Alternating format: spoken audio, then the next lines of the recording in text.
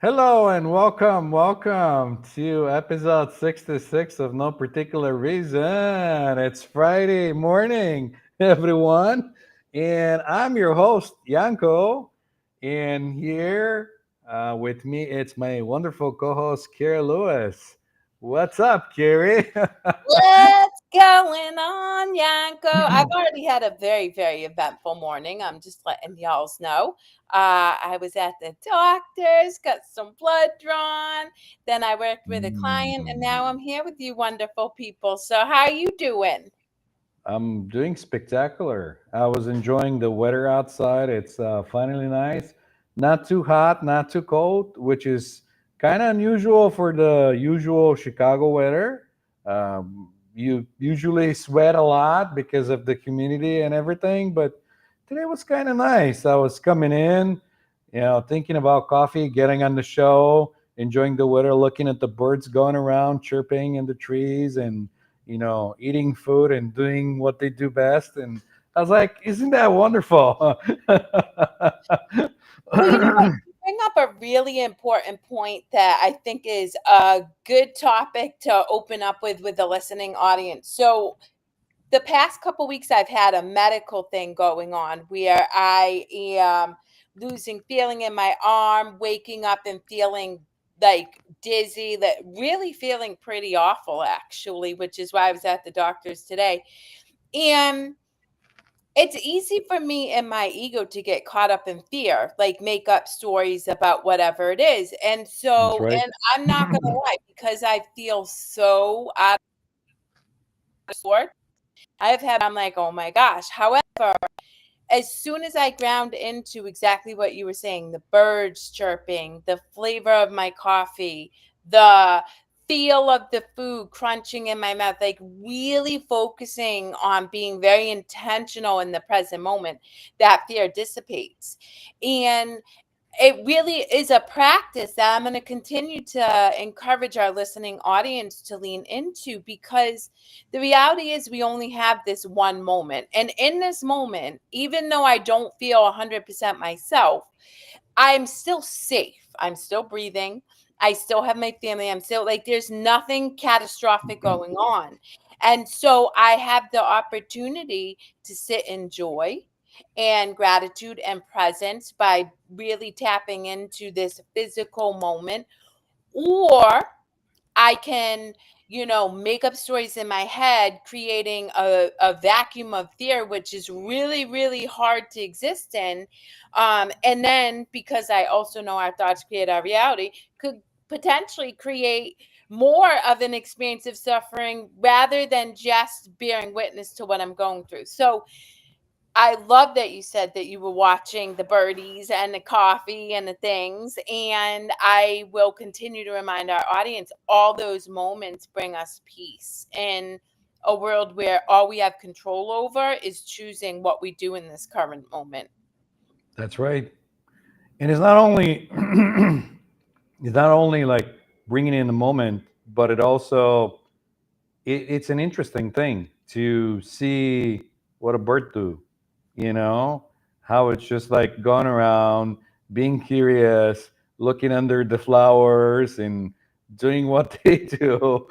It's kind of like observing humans too. Well, I mean, it really is, because it's so, you know, we always assume we know ourselves. And I stand on this idea that I have no idea how I'm going to respond in any given moment. I mean, listen, I'm a girl with a menstrual cycle, and any woman out there knows you can be happy as hell, and then you can want to tear somebody's head off in another second because you're just feeling emotional. And that's a real truth. And so I don't assume that I know who I am. And so taking that curiosity about birds and being able to apply it on ourselves without this expectation of how we're going to perform or show up is really important for self-love, for self exploration, for growth and expansion, and for just um, really the joy of it, like just experiencing joy in any given moment. Yeah, the joy, it's always with you. You're just masking it with other things that you think in your head. Um, the joy, it's always present. But we take ourselves away from joy so that we can come back to joy, because you can't know joy if you don't know suffering. You have to Mm, have suffer in between. So in a moment when you're totally present, you're not worrying about what are you going to do next. There's no expectation of how your day is going to go, or pretty much anything. That just kind of allows you to be in the moment and be curious about other things, because you're not in your head, you're actually in reality, you're present, and you're observing what's going on around you.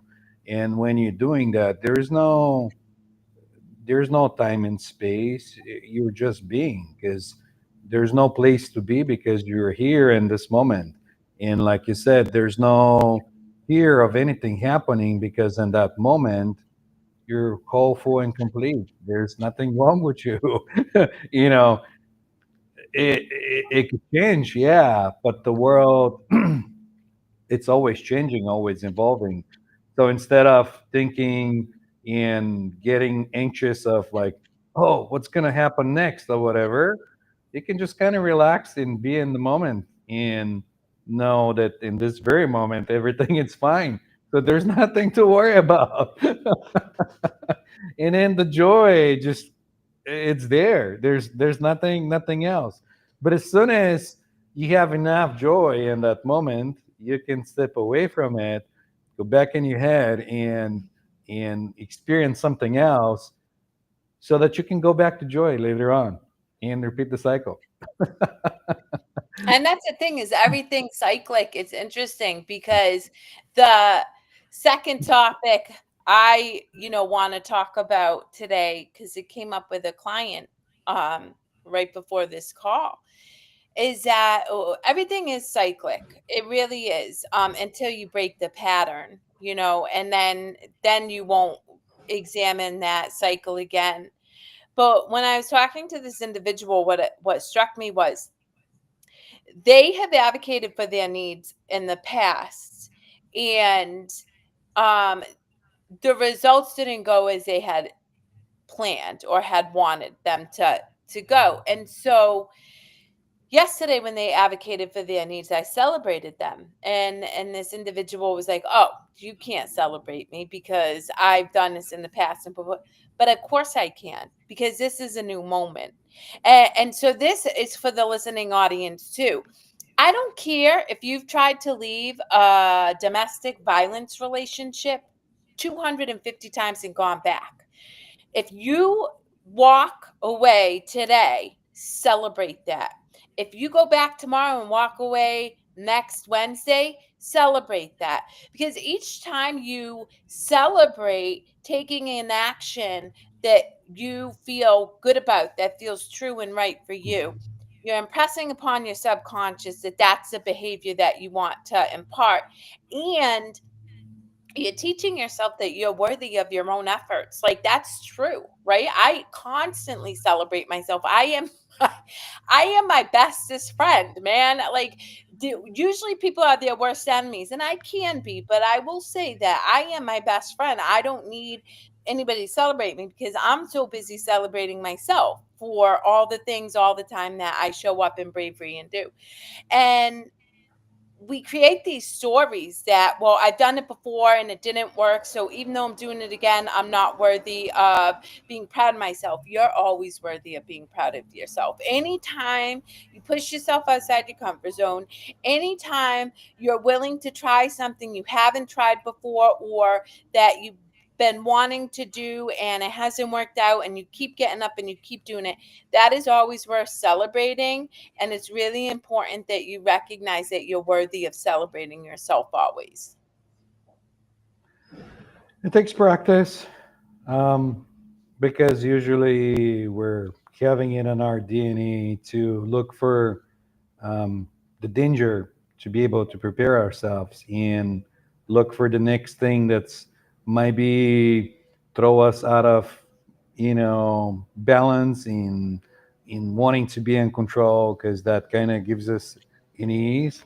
Shout out to my guy that's do it every Friday in the background.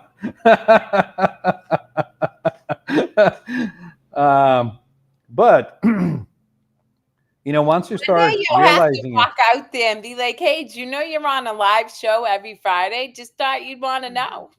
I don't know if it's the same guy, because there's a group of guys that are doing the whole thing because it's big. But anyways, yeah, that's a good idea. I might check them out later on and see after the show if they're hanging around still. Um, but when you catch yourself or analyze yourself, you're gonna realize fast enough that a lot of the times the things that you're telling yourself are not true. So, any situation that pops up, you can really question it and say, is this really true? Is this really like what's going on here? Or I'm just assuming from previous experiences and just bringing my experience from the past into the present and projecting it and reacting based on how I reacted in the past. Um, but expecting different result, which isn't going to happen because you're doing exactly the same thing. um, but it does really work. I tell you, the more you are in the present, the more you are being in not worrying about what's going to happen next. The more you're going to enjoy life.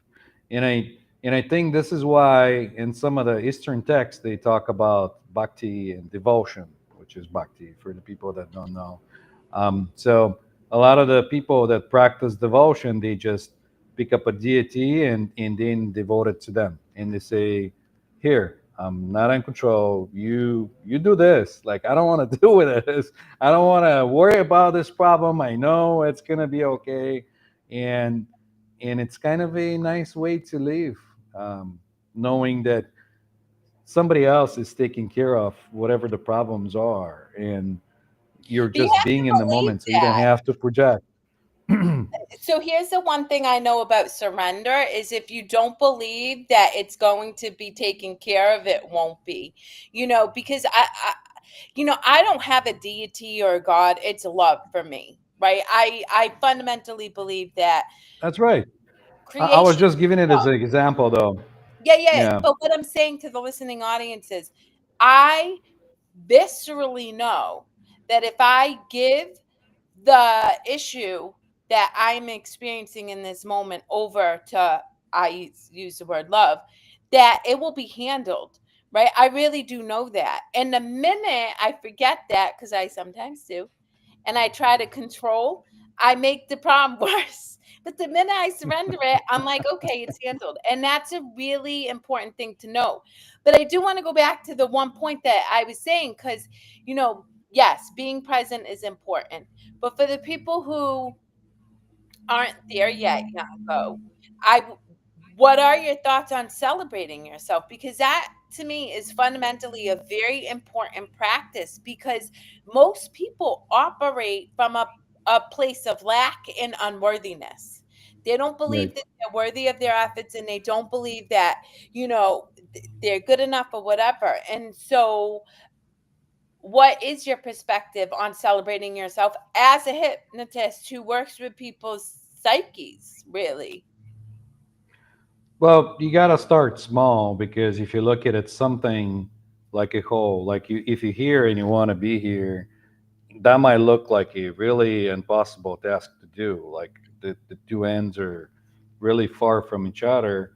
But if you look at it as a journey that you're starting in small steps and you celebrate your small wins, then you don't have to worry about getting to from A to B. It's more of a enjoying the journey, and then everything just happens and is not as a overwhelming as it might look. Because like imagine you're thinking that you got to do something that you haven't done in a long time, and it just butters you. but you're trying to get there as fast as you can, it might look like something that it's impossible. So celebrating small wins or taking baby steps or just doing little things could be really beneficial to anybody, because you being programmed or you programmed yourself to think that way, and it's been happening for a very long time. If you're in your 40s or even in your 60s, you've been doing that for 60 years. So, at one point, you might just come in and be like, okay, it is what it is. It's not doable, and just give up because of that. Because the gap, it's too big and it just looks like something really overwhelming. And that happens with anything in life, any task you take, even at work. If you start a project, it might look like a huge something that it's overwhelming. But if you start from A's and B's and you start going, you make the first step, then the journey doesn't look so bad. And then you might even surprise yourself that you're getting there as fast as possible, and even faster than you expected. So I do believe that celebrating yourself could be really useful and helpful. Um, Other But thing I was thinking, yeah, go ahead. I want to jump in here because it's interesting. This actually leads me to a conversation I had with somebody yesterday who said to me, "Well, I don't believe that talking to people helps me anyway. So, I just show up because I have to." And what I shared with this individual is you are 100% right. If you don't believe that talking about things or getting people's advice will help you, it never, never will. So, part of changing your experience is giving yourself permission to be curious, which you hear me say all the time. And so I challenge this individual. Instead of saying you don't believe that it will is helpful, what if you say I'm open to the possibility that it might be helpful? Now you're not making, to your point, right? You're not going from A to B in a hard fast Mhm. line because that's not possible, right? You'll Mhm. catch way too much resistance if that's a belief you have. And you try to, oh, well, I believe. And that's where affirmations can feel really hard for people. If you don't believe it and you're like, oh, you think you're a piece of crap and you're like, oh, I'm the best ever, there's too much resistance. That feels hard. But if you're like, I'm open to the possibility of viewing myself differently, right? That at least opens up your mind to have a different experience. And the same as, you know, what you were talking about taking on a task or taking on a project or, changing the experience you're having in your life. If you take one minor step forward and celebrate that, eventually you'll achieve the task. Same as a belief. So if you want to be a business owner, but you don't believe you can be a business owner, don't go, well, I'm going to be a business owner because there's resistance. Your psyche, there's too much friction. But you could say, I'm open to the possibility of what it might feel like and be like to be a business owner. And then you take small steps and you start to shift that belief until you're like, oh, I'm a business owner. That's right. I think part of that might be, or the resistance with affirmation, which are wonderful, might be coming from not be able to shift the feeling behind, 100. because you're thinking it, and when the thought comes in, that's associated with the feeling, and then if you have the feeling, it's hard to shift the feeling inside to change your state and being it. So if it feels like crap and you're in this crap feeling, you gotta change the thought and associate it with something that might feel like how you want to feel in that situation. And Why don't you um, give the listening audience an example? Because that was a I'll little. get. I was just gonna about to say that because I worked with somebody yesterday that we had this thing. I'm not gonna give much details of what we did, um, but by shifting their feeling in that situation, everything changed. in that state of trance, when you have a feeling of something because you have a thought. And first of all, I want to say that feelings are, they're always override logic. Emotion overrides logic. It's something that it's in the DNA. Like when you're feeling something, like say there's a tiger in the front of you, you don't have time to think logically or anything. The feeling of fear turns it on and you run. The feelings are kind of challenging to change. Um, but once you start to play with yourself and finding ways to shift the feeling inside, Yanko, you're yeah, talking to the wrong person to say that particular phrase. I'm just saying. what did I say? Because I wasn't I am. Just keep going. Keep going, Yanko. okay. Well, I'm sure you're gonna tell me later. Um, I think the listening audience caught it too, but go ahead, keep going. sure. Shifting the feeling, it's the thing. So when I worked with that person yesterday and the trance state, that what felt overwhelming by shifting the whole feeling felt like they already done it because in their mind they already done it. So in the end, when we finished the session and I brought them up out of the trance state, they said I already felt like I've already done it because they really done it inside their head, in their imagination. They already had the thought, but they also associated with the feeling that it's complete, it's already done. So once that it's done, it's like you accomplish something and you already know that you're capable of accomplishing it because you already done it. That's why a lot of the affirmations, and I forgot what's the name on the author. I know his last name it's Goddard, but I'm missing the first name. He has the one book that talks about that the feeling it's the key. Like when you manifesting something, getting in and getting the whole picture and everything like you dare and whatever you want the outcome to be, you have to feel it. You have to have the feeling associated with that experience. And that happens a lot easier in trance state than in day to day state.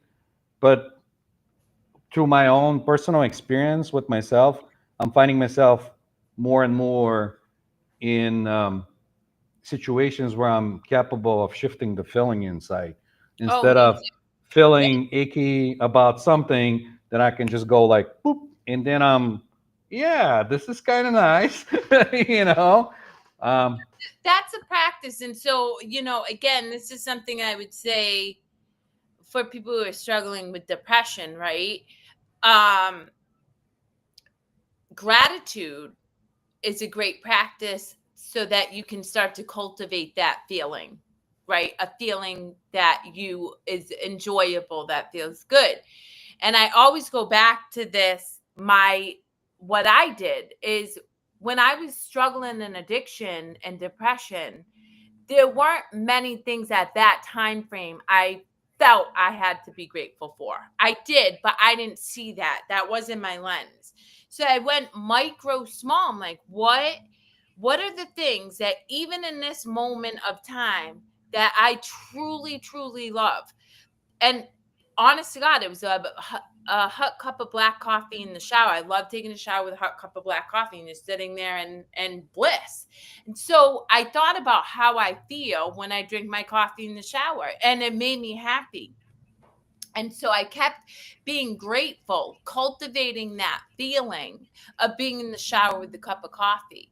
And then you keep doing that and you keep doing it. And sometimes you have to do it 100 times in 10 minutes to get back to that joy because your mind is so conditioned to think negatively, to beat yourself up, to sit in the suffering because that's what you've known for so long, that it's gonna override that moment of joy, and you just keep making that choice, and then you train your brain eventually to get to the point where Yanko and I are at, where even right now with like health ambiguity, I can shift into joy like this. I'm like, nope, curiosity. Up, nope, and I feel better. And again, our experience now is creating more moments of whatever we're feeling. So it's really important that people recognize that is the work that you what can you do right now to make yourself feel even minutely better, because in feeling that minutely better, you're building momentum to feel even better and better and Right. better and better Right. and better. Right. I was just about to say that you can ask yourself, what will make me feel better in this moment? Hmm. And then once you shift from that feeling, next thing you can ask yourself, what will make me feel even better than that? And then because once you think of the feeling, then you have the thought, the feeling comes in, then you know what the feeling feels like, and then you can associate it with, being shifting in that feeling. Because you're like, okay, well, that's how it feels. If I know how it feels, then I can feel it. So let me feel how that feels. And then you're in that feeling. And then you're like, that feels nice, but is there something that'll make me feel even better in this moment? And then you go on and whatever pops in, like you said, fresh cup of coffee. Well, maybe it'll make me feel better if I have my favorite person with me to share the coffee with. Then you share that feeling, and then you keep shifting and shifting until you're feeling like you're whole, full, and complete. Like there's nothing else missing. It's perfect picture, and you end that feeling. So it's wonderful. I just thought about one of those. That's why I'm laughing. Well, yeah, I mean, and it does feel really good. And then to your point, like when you feel good, you're more inclined to do things that are supportive and nurturing to you rather than destructive, right? When I felt like crap, I leaned into destructive behaviors because I didn't feel good. So I just kept feeding that narrative that, oh, well, I'm a piece of crap. What's it matter if I drink? Or I'm a piece of crap. What's it matter if I get out of bed? Or whatever. But if I start to feel really good, well, then I'm hopeful and I'm more inclined to get out of bed, and maybe I'll make my bed, and then you know you just it helps you take action. You feel good, so you're more inclined to take action, because that's the other part of it.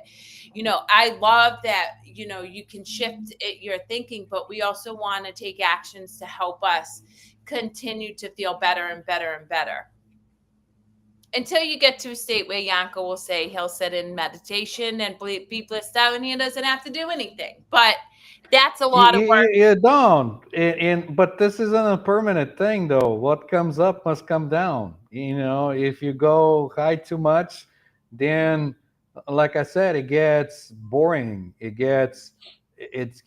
feels like it feels good, but it also, on the same time, it feels stagnant.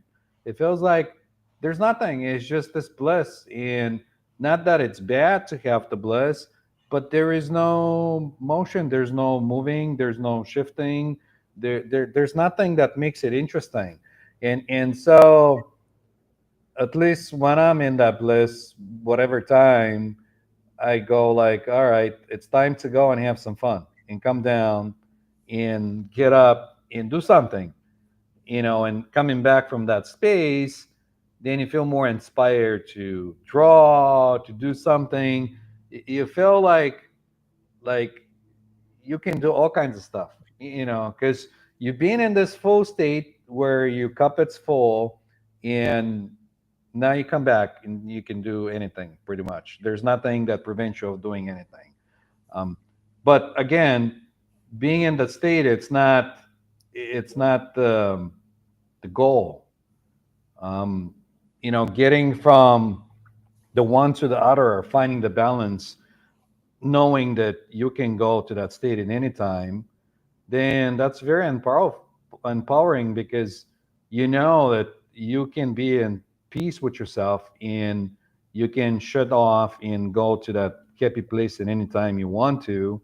And so you're more open to anything that life gives you, because you have the system to support you in the background. If something becomes too overwhelming, then you can check out and go to that happy place and come back. But it also gives you that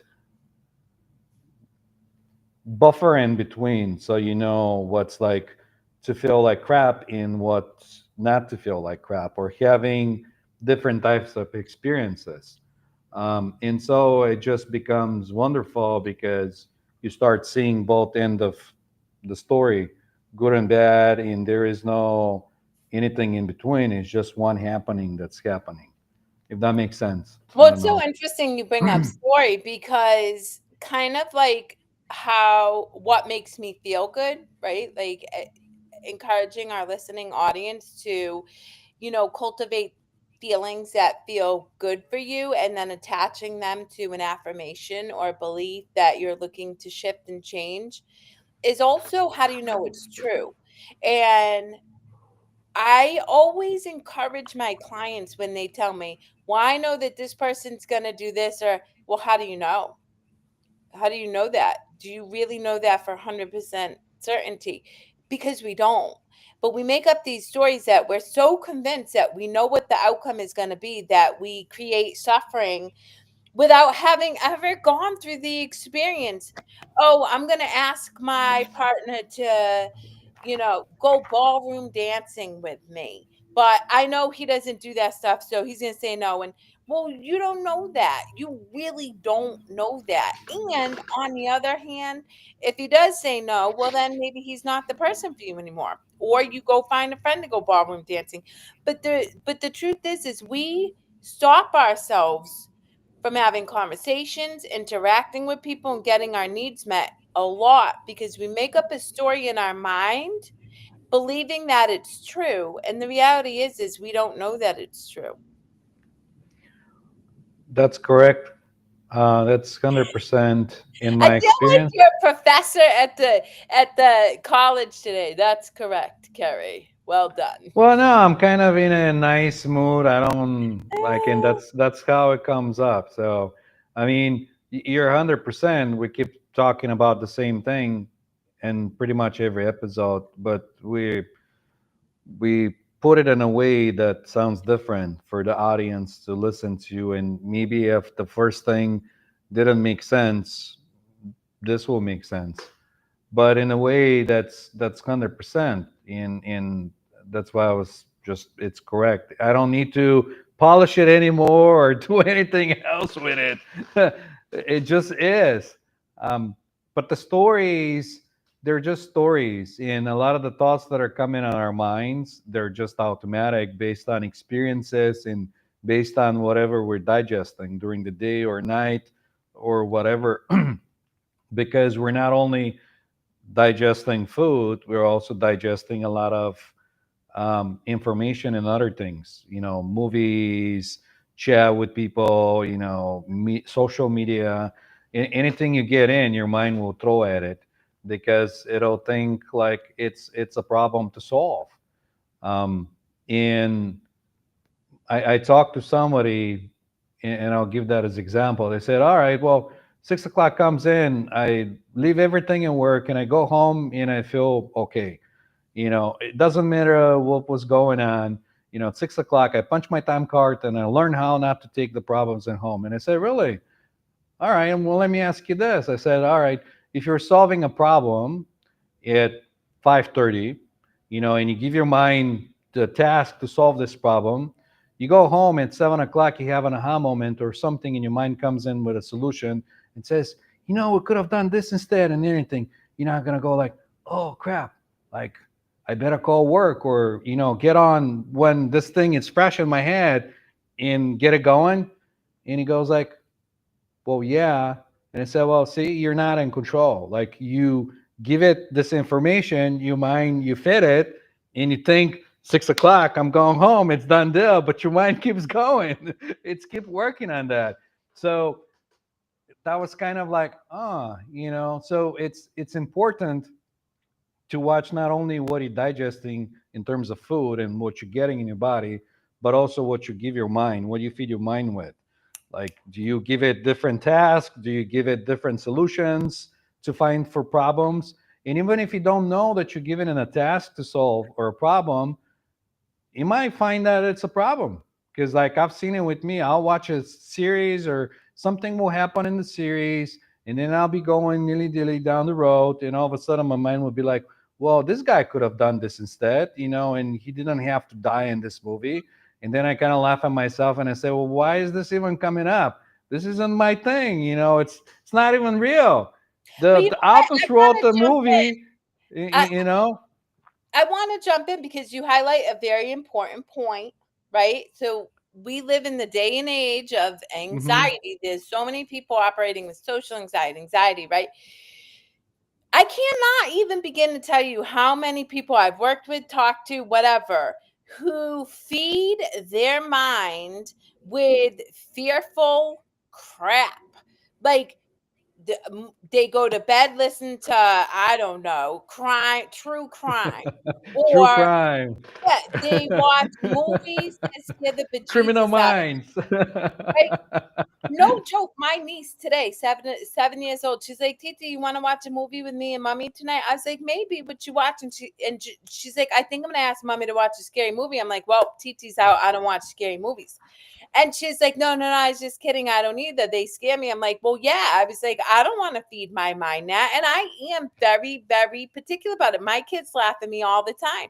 But the reality is why would I want to subject my mind to something that could cause me to be in fear, problem solve a problem that's not real, and quite frankly, I don't want, And I'm it's not not even interested. yours. It's something that, and it's Yeah. not like it's in a movie plot or somebody that made it up. Yeah, and it's so interesting because right, I'll bring up Nana for a minute. Nana watches anime, and I mean, the storylines can be beautiful, but a lot of it is like good versus bad, and blah blah blah, and that makes him happy, do you? But I'm not interested in that. And for people who struggle with severe anxiety, you might want to consider what it is you're taking in, because it matters. It feeds your brain, and you're operating from what you're taking in. I love this. I think this is Mary Beth. This is Mary Beth. Shout out, yo. I will give a shout out to Lindsay Height and Mary Beth. I hope I'm saying that right because I've never met this woman, who are doing they're doing a class, a seminar, or a healing photography session at the Show Your Spark studio on June 22nd at 10:30. Wow, this is impressive that I remember this. And the universe is divine because Lindsay Height just actually messaged me, that popped through. Anyway, guys, they're doing a session on healing. I know they're doing tapping, releasing beliefs, and then taking your photos so that you can see just how empowered and amazing you are. So if you're interested in information, DM me and I got you. But anyway, going back to what my tangent is, our brain is a sponge. It takes in everything. And so not only do we have a responsibility for the food we eat, which shout out, like, just letting y'all know, I eat like crap. I'm gonna take full, I love my chocolate and I love my bread and I love all my stuff, but also our mind. We're also responsible for what we put into our mind. So, and if you want to break free from suffering, if you want to break free from anxiety, then I encourage you. And it doesn't, kind of like what Yanko said, guys, it doesn't have to be this huge leap from watching 24-hour crime shows, I don't know, 7 nights a week, 5 hours a day, to nothing. It can be, why don't we make one small choice? Why don't, instead of watching 4 hours of crime shows, we watch 3.5, and then the other half hour, we watch some fluffy inspirational thing, which is what I watch. And my youngest daughter, Billy, is always like, Mom, another inspiration. I'm like, yes. Because they make I me. mean, once you start on that road, you can't pump the brakes. It makes you feel so good, so you continue on. Well, to But your point earlier, right? You yeah, were saying, we can sit in bliss, but we always end up back in suffering. And for me, I am, ma'am, I am a massive proponent of the underdog. Like, I love my people who are counted out, counted out, counted out, and then bam, they just come in and show people how you do it. And Shout out again to Nana. Like, I'll give a real good example. Nana is very passionate about cosplay, and one of his goals is to get a creator's badge for New York Comic Con. And for 2 years now, he's been denied getting this badge because, well, they say it's not because of this, but I find that difficult. He doesn't have enough followers, right? And so some people would just quit, but me and Nana, we're like, okay, cool, we're gonna dig in. So he's the underdog right now, but trust and believe, I know my baby, that man gonna come out on top because that's just what he does. I have no doubts in my mind. I don't even. But that's why I like to watch that because it's so easy. I one of my favorite speeches is the man of the arena, right? Your blood is marred with blood, sweat, and tears, and like you keep showing up, and you're bleeding, and you feel, and you feel, and you feel. And it doesn't matter whether you win or lose. The fact is, you showed up to play the game. And usually, if you keep showing up, eventually you're going to win. You can't not. It just doesn't. I've never not achieved what I've wanted to achieve, even if it hasn't looked the way I wanted it to look, and even if it hasn't happened in the time frame that I wanted it to happen in. Well, after that, you realize that none of that will make you feel the way you want to feel. What do you mean? Well, it's good to do things because you have the inspiration, you're inspired to do something, and you know, um, if you ask yourself, what will come out of that, like that kind of question, you can shift and see, like, why you doing something, or why you wanting something, or why you want that end result. Because usually the end result is not the goal. There's something else that It's the drives you journey. behind, that gets you going there. And that's why I wanted to say that, you know, you have those things, but soon enough you're going to realize that they come and go, like anything in this world. Every start has an end, everything goes on. So it But comes it's who back to you that moment. become chasing that goal that matters. And that's why I mean, to this day, I like the reality is I can sit and manifest. I've definitely cultivated my psyche, my belief system, my habits, my behaviors to manifest things. But there is absolute value in digging in the trenches to achieve something because you learn things and You got you the grow experience. as an Yeah. individual. Now, it doesn't matter what it is. So Yanko constantly talks to me about technology stuff, and as soon as he does, my eyes glaze over, and I'm like, because I don't like that stuff. I know.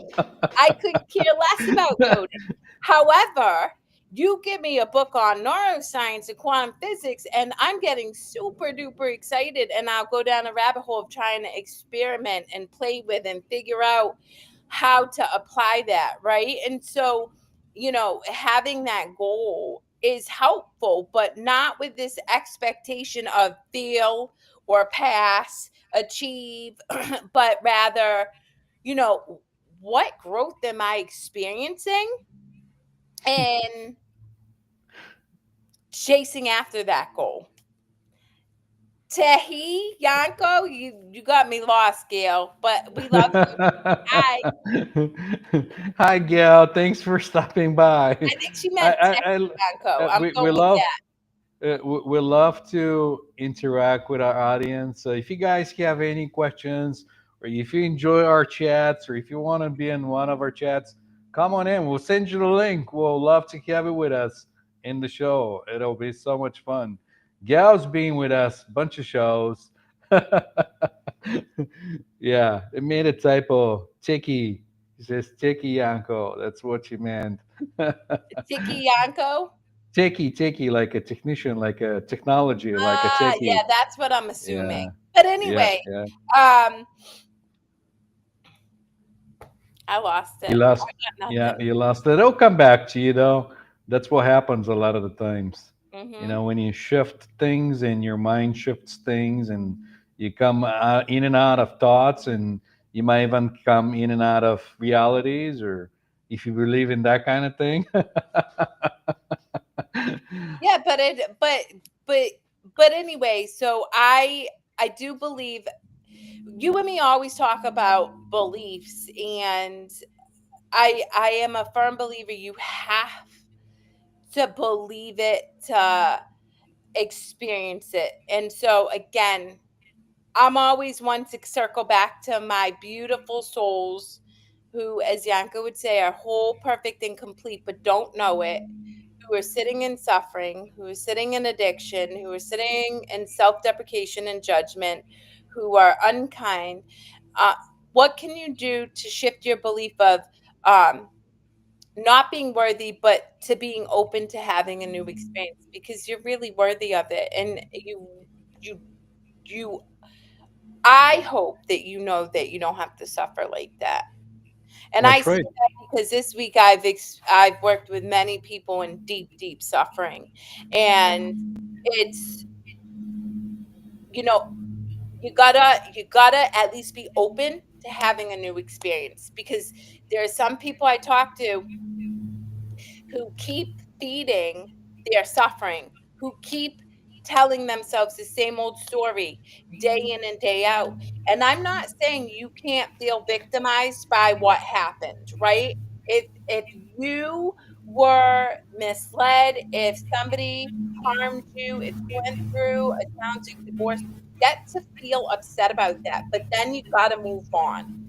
Otherwise, you just keep recycling that same suffering over and over, and it gets worse and worse and worse, and I see it all the time in people who crack. And so I hope that you can at least believe that you can have a different experience. One thing I want to share with our listening audience is that don't claim that experience. That's the most important in maybe the first step to it. Just because it happened, it doesn't make you yours. Don't say my anxiety, my this or whatever, like you claiming your car, like, oh, my car, my house, all those things, because they're not you. You're just claiming them, and that brings you suffering. Because if somebody goes and scratch your car and you say my car and you take it as part of you, then in your mind you're taking it as a direct violation on you, like somebody came in and scratched you, and that brings the suffering, and you suffer because of that. That's the best example I can give. So if something happened, don't claim it. Don't say, oh, this is my thing. And sometimes it's Well, so I see it happen. I get your point because I've done a lot of work. But for the individual who's experienced domestic violence, right? How do you encourage that individual not to claim it, right? You just got your face bloodied to a pulp. What would you suggest for that individual so that they can move forward? I really don't know because I haven't been in that experience. And this is why me and you are different people. Because you have that experience, you've gone through it, you know what that feels like. I can only share what my experiences are, and that's why I'm sharing the experience with the car. Because I've been down that road, and my car it's scratched actually, and I don't care. Um, but that's the difference. And if you can share your experience, that'll be great, because then somebody else will know how to handle it, that it's in the same experience or Well, situation. so I'm glad because I do think that it is important. Um, it's important to honor people and how you feel. Just like Yanko said, cultivate the good feelings, 100%. But you cannot dismiss the feelings of uh, sadness, anger, frustration, whatever. You've got to feel them to release them so that they no longer exist within you, so that you can let go of that experience. What Yanko is saying, I agree with, right? Having gone through a lot of these experiences that I talk about, domestic violence, sexual abuse, all that stuff, right? I had to move through the emotions that came up while I was in that experience. But in doing so, it helped me release from that experience. So I don't see myself as a victim at all. I see myself as going through an experience in my life, and I'm not impacted by it emotionally. The only way to do that is to feel your feelings. And that's and a lot of people sit in shame stories. They make up stories that they're bad or somebody's going to judge them. They separate themselves. They feel like nobody's going to understand what I've been through. And that makes you shameful or keeps you in guilt or, even apathy. Oh, well, it is what it is. But that keeps you separate from connection. And we're one. We're meant for connection. And so to be able to heal those types of experiences, those types of wounds, and not attach to that experience, like Yanko and Gail would say too, is you've got to honor that feeling to release it. That's right. Yep. Yes, right on. Yeah. So, I mean, emotion, it's energy in motion. And if you just allow it to happen, like if there's a tension or anything, um, it'll just happen naturally. I But love it. once you start entangling with it and try to make sense of it or put a story behind or anything, um, you know, because like if this is what happens, this is what happens. That's valid for you. You know, nobody's trying to invalidate your experiences or whatever you had. Just don't make a new story out of it, and don't Exactly. I yeah. I see people 20 years 20 years out of being raped still feeding that narrative. I see people 10, 15 years out of medical issues still feeding the day that they went through that experience, and all they're doing is recreating that experience over and over and over for 365 days for 15 years. That's a lot of suffering. That is a lot of suffering.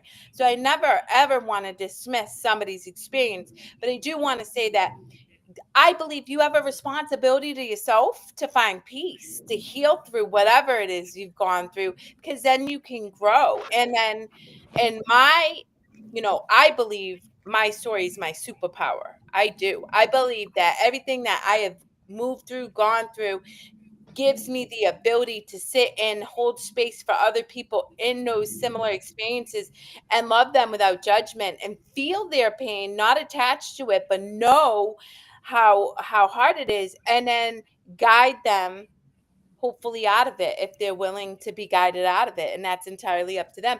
And then going back to feeling your feelings in the moment, and honoring them, I will cry anywhere. Yesterday I was at my daughter's award ceremony for music, and this one student got up there and did this beautiful speech to her mother, and then just started to sing her mother a song, and like I am crying. My daughter comes over, she's like, oh my god, mommy, are you okay? And I'm like, I'm good, I'm just feeling my feelings.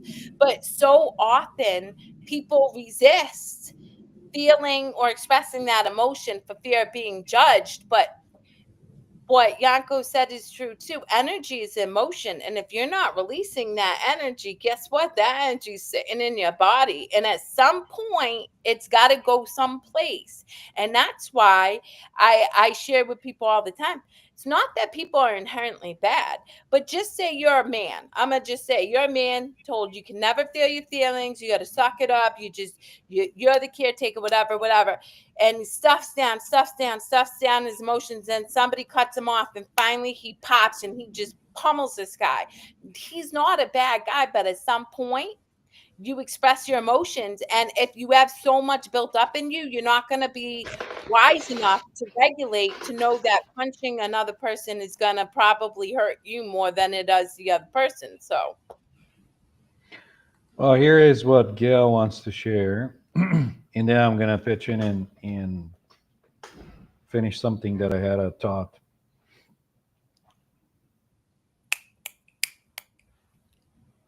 Yep.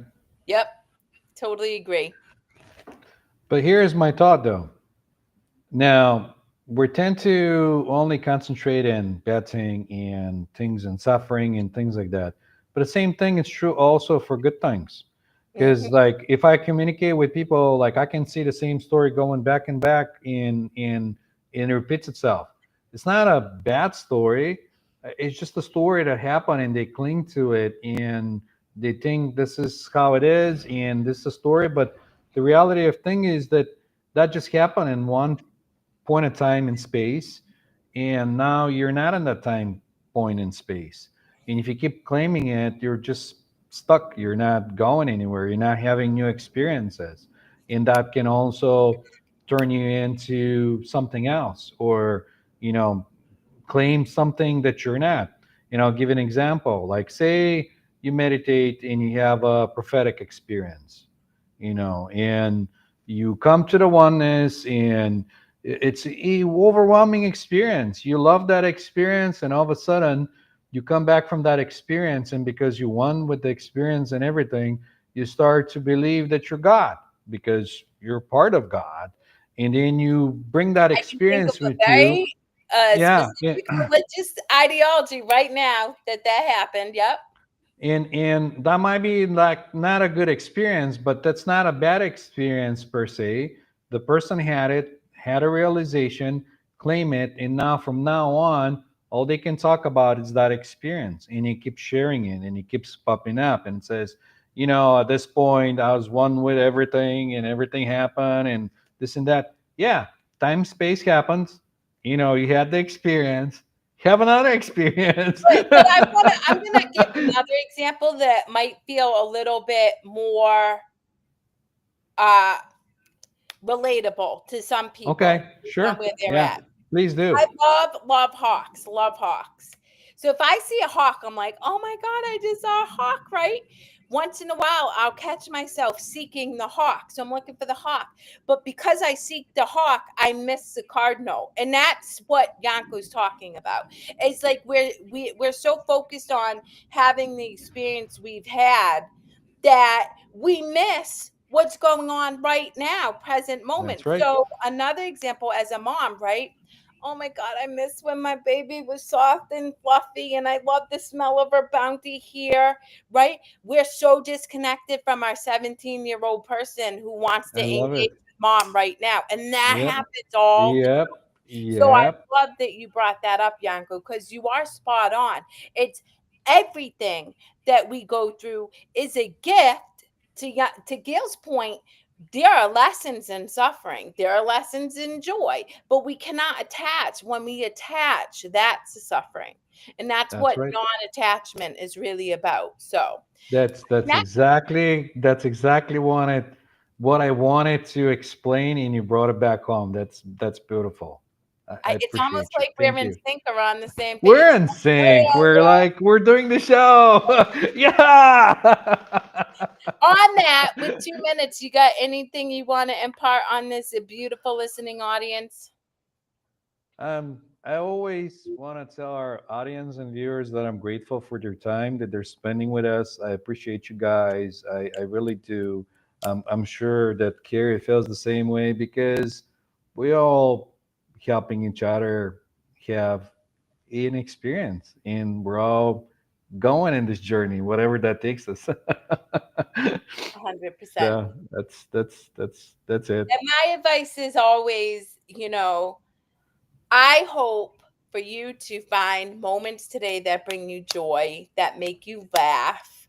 And I encourage you to stay curious about yourselves and everybody else because we truly do not know who we are. We don't. We change every moment. Our molecules change, our bodies change, our thoughts change. And so when you can come from a place of curiosity, it prevents you from judgment. And when you're in curiosity, connection and love are very pervasive and nurturing and supportive.